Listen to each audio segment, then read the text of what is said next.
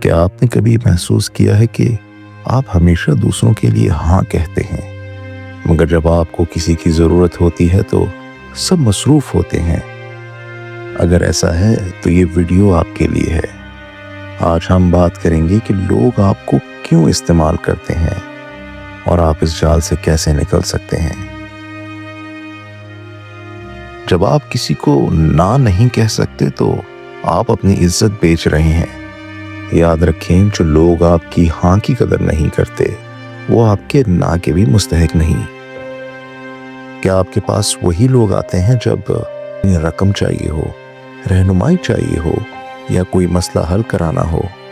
اگر ہاں تو آپ ایک امیجنری فرینڈ بن چکے ہیں، ایک خیالی دوست، ایک ایسا دوست جو صرف تصویروں میں ہوتا ہے، حقیقت میں نہیں۔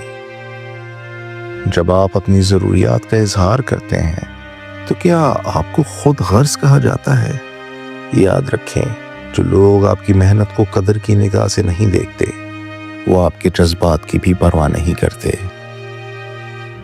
اب آنکھیں بند کیجیے اور سوچیں، کیا آپ کی زندگی میں بھی ایسے لوگ موجود ہیں جو صرف لینا جانتے ہیں، دینا نہیں؟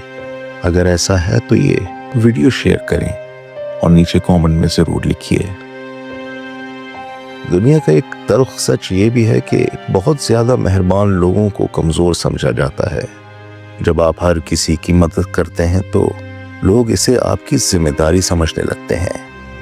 اگر آپ کے گھر کا دروازہ ہمیشہ کھلا رہتا ہے تو کوئی بھی اندر آ کر آپ کی چیزیں اٹھا لے گا۔ اسی طرح اگر آپ کے پاس جذباتی حدود نہیں تو لوگ آپ کے دل کو بھی توڑ دیں گے۔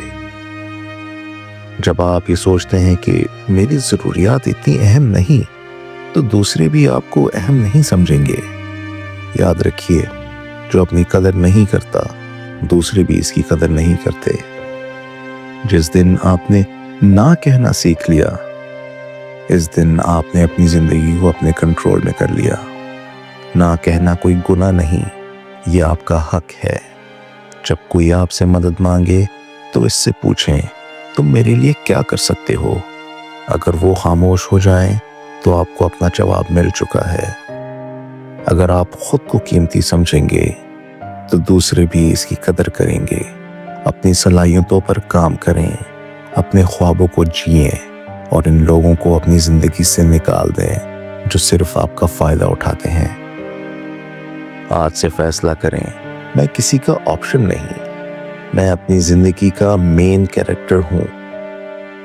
اگر یہ ویڈیو آپ کو اپنی قدر سکھا سکی تو اسے ضرور شیئر کریں تاکہ دوسرے بھی اس جال سے آزاد ہو سکیں۔